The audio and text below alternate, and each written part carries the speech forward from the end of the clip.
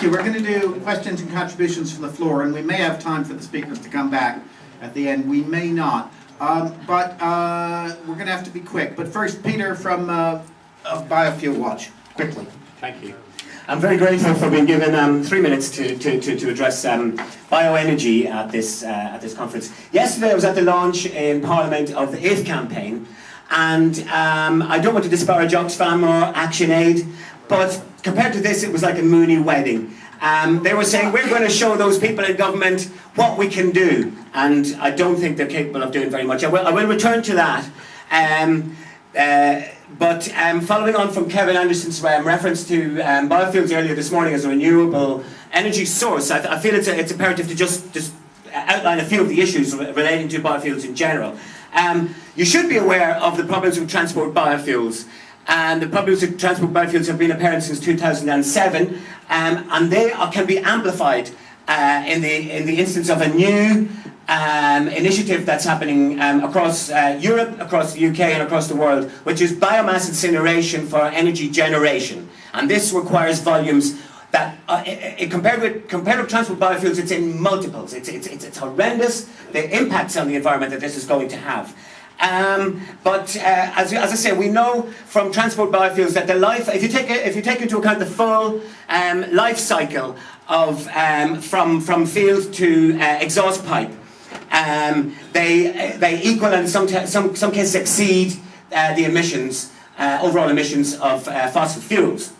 By linking food to the price of oil, they have an inflationary mechanism built in, and this leads to price rises. But what is equally devastating to producers in the world is price volatility. No capability of depending on secure markets. Also, the impact on biodiversity, the impacts on soil depletion of the monocultures that are required to provide these feedstocks. Is hugely harmful. Now, in relation to the land grabs, this brings me to the IF campaign, which is sadly Oxfam and ActionAid and the other NGOs that are supporting it are providing a cloak for what is called the New Alliance for Food Security and Nutrition. And this, if you recall, Rio Plus 20 was largely scuppered because of an initiative of the UN chaired by Ban Ki-moon called CIFA. Actually, it wasn't chaired by Ban Ki-moon, it was chaired by our old friend Lord Brown, and included Shell, BP, and lots of the other major energy and chemical companies deciding for the world how our energy should be provided. And they're now doing this with food and nutrition. Now, biomass, Britain is being used as a laboratory. We've got Tilbury, we've got Drax converting from coal to biomass. This means that Britain, which produces 1 million tonnes of wood every year, will be importing 9 million tonnes at the most conservative estimates to provide electricity power generation. Now I've got to conclude because Jonathan is whispering in my ear, but I would like to conclude by saying that we have a campaign underway in London that you can all support us in. I have a stall across there, it's got a big Biofuel Watch flag on it. Please come, take our leaflets. Battersea Power Station has been bought by a development company called Sime Darby. Sime Darby have Malaysian contacts. They're largely a Malaysian corporation. And their intention is to burn palm oil for heating and power in the Battersea Power development, and also to fuel local extended office and residential developments eventually on the palm oil that will be generated from within the Battersea Power Station. I wanted to talk about jobs briefly because that's why we're here.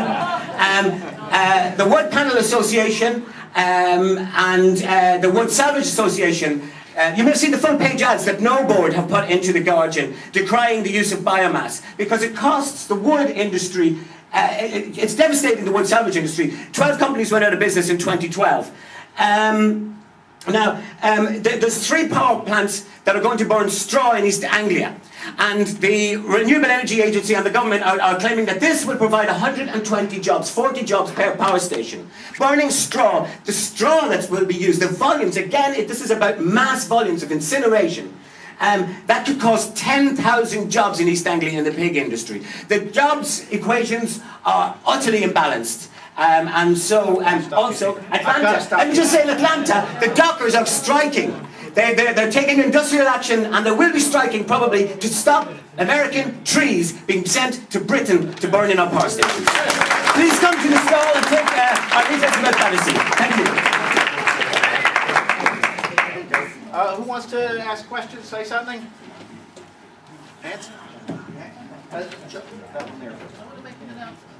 Later. Well, let me give you this. By the way, you don't need to shout. It projects. Right. Okay. Who else?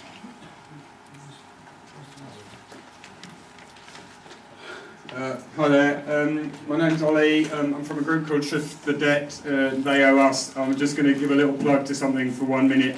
It's a demonstration and event next week, next Friday in Canary Wharf. It's about trying to make the links between the austerity and the climate crisis. We don't need to hear more about the fact that we know we're in a social crisis and an ecological crisis, and we have to find ways of unifying those crises in a broad front, in an alliance to take on the causes of those problems. If we don't make those alliances, we're in really big trouble, and we need to make those alliances live on the street. We can't just do separate campaigns. We need to be in public, we need to be changing the narrative, we need to be working together. So we're focusing on Canary Wharf next Friday as an icon of profiteering and capitalism and the decision making of the people who are doing the damage. We're supported by numerous groups in and around the London area. We'll be pointing the finger, talking about debt, having an assembly about alternatives, and saying that we need to change things dramatically and fast, and we need to do that together, and I hope you can all come next Friday afternoon, June the 14th. Thank you.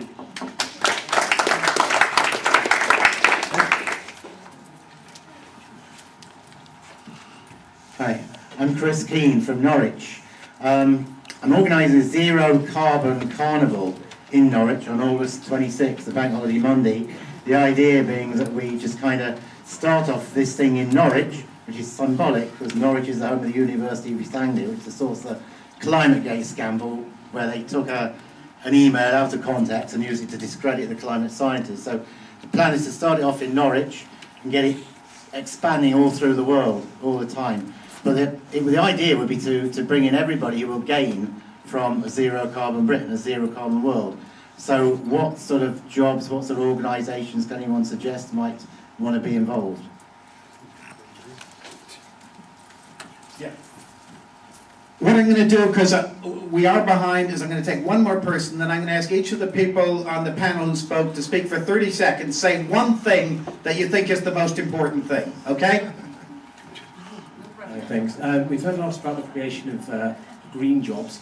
It seems to me, though, that to reach this ideal world that we all want, we're going to have to say goodbye to a lot of traditional jobs, such as, say, coal mining, car production, and so on. How would the panel propose dealing with that unpopular topic? Okay. In the same order as we did before, I think.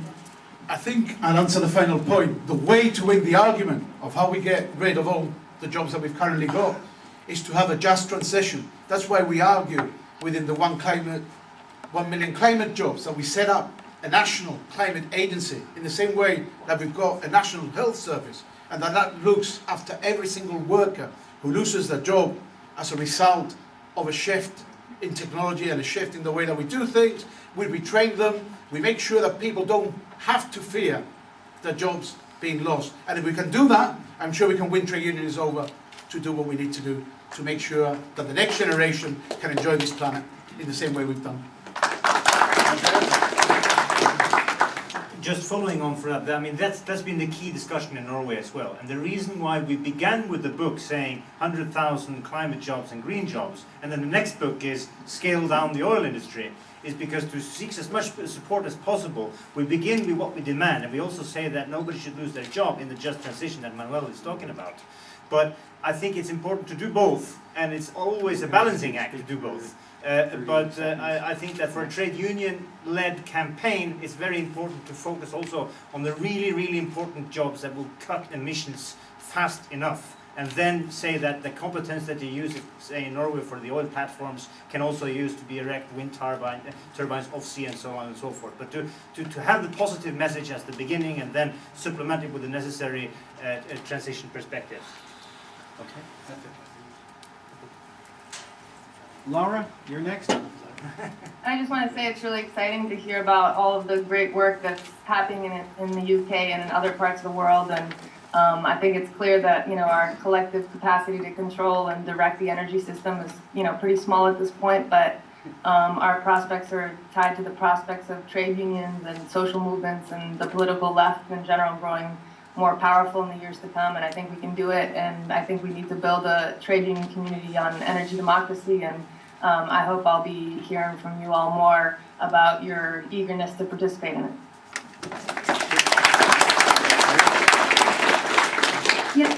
We still need to physically confront and protest and come together in combative ways when it comes to taking these companies to task and this government to task, which is why I will be plugging Reclaiming Power this August. Get involved. Also, one second what Ollie said about Shift the Debt. Really important that people come together, be visible, inspire other people. That's how a lot of relationships are made. We need networks, we need strong relationships together, unions, social movements, everybody. And also big solidarity with the Fire Brigades Union. We need to stop any cuts against them. We need to empower them because they're going to be saving our lives. And also stop blacklisting. Everybody watch Panorama 8:30 p.m. Monday night and join the campaign to unionise Crossrail and to end the blacklist in this country. I'm a Unite the Union activist as well, and I'm part of that campaign. Thanks. Just in addition to what people have said, I think we should also bear in mind that workers who work in carbon-intensive industries often would rather be doing something different. I mean, I doubt there's many coal miners in the world who wouldn't rather be doing a better job than going down the mine or the rest of it. And certainly every car worker I've ever met have talked about the ability to use their skills to make buses, to make trains and so on. And I think that's the way we pose it. This is a better future for everyone, including the workers. My final point, though, is to re-emphasise that climate jobs is not just about saying we want to reduce the destruction of the environment. It's also about having a better future. It's about having a vision of a world that's done in the interests of people and planet, not in the interests of profit. And I think that's really something we should take out as a message to the workforce out there. And to sum it up, what the people at Camp Frack said was they were moving from being a movement of not in my backyard to being a movement of not on my planet. The next workshops, Fighting for Climate Jobs in the Unions, is on the ground floor in number 1. We'll do the announcements when we get to the next session. The Uniting Trade Unions with Community Campaigns is in the ground floor, room 4. Changing the Government's Climate Policy is right here. And thank you very much, Lara. Thank you very much to all the speakers.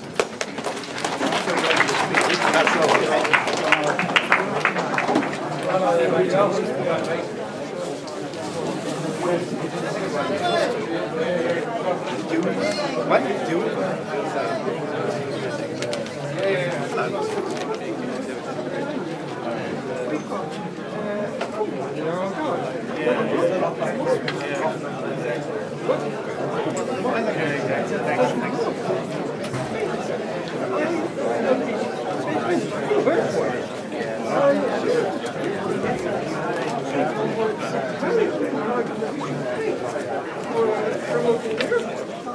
Well, maybe, yeah. I think probably that's where the logic is going.